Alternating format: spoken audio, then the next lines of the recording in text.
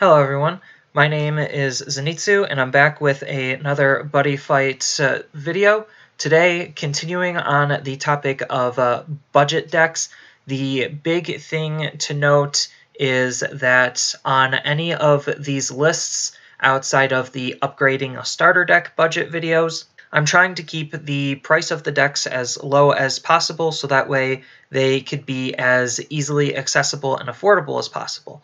But one thing that comes with affordability is accessibility, and sometimes the cards might not be accessible or prices may vary from shop to shop.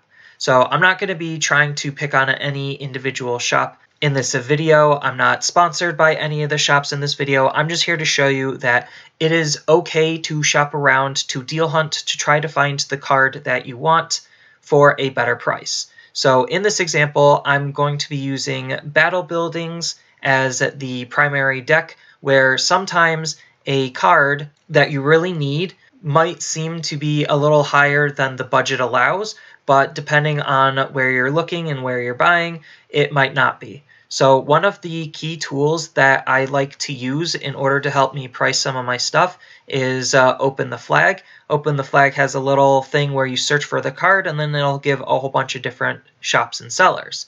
So just clicking on a couple of them, we could see that sometimes one shop might be more expensive than another. Sometimes the stock might be out of it, but they might have some. And then sometimes the card might be a little bit cheaper than what you expect. So, and trying to find a shop you really want to buy from might be the hardest part when buying any of these budget decks.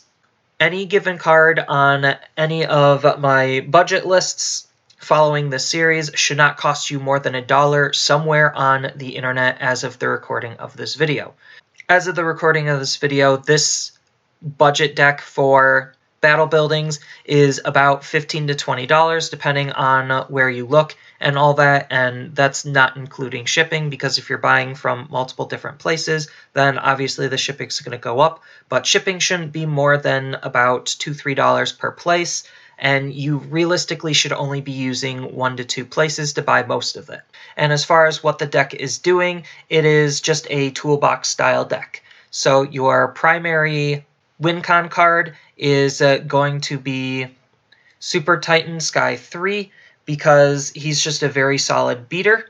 And then your primary transform is going to be Super Friendship Academy Combi I-Borg, and we could use him as a cheap budget replacement for the original I-Borg because of his ability where he also counts as the original I-Borg. So that way he doesn't interfere with the usability of his support card. Because the whole gimmick to Battle Buildings is you'll have a set spell that will essentially transform into the full robot. So when building Battle Buildings, usually you want to have your monster base mirror your set spells. And because of the way the set spells work, where they're all at counter speed and they have various abilities, you could choose when you want to swap in and out of them as you want, and kind of just act as a little bit of a toolbox style deck. But back to the topic of prices, I generally have a couple of different places I generally like to look at in order to do my research to build these lists. And basically the primary ones that I like to use, again, not endorsed or anything, TC Gen, Ideal 808, and TCG Player. TCG Player is kind of like the eBay for trading cards. Obviously, you could also use eBay, but eBay prices may vary also.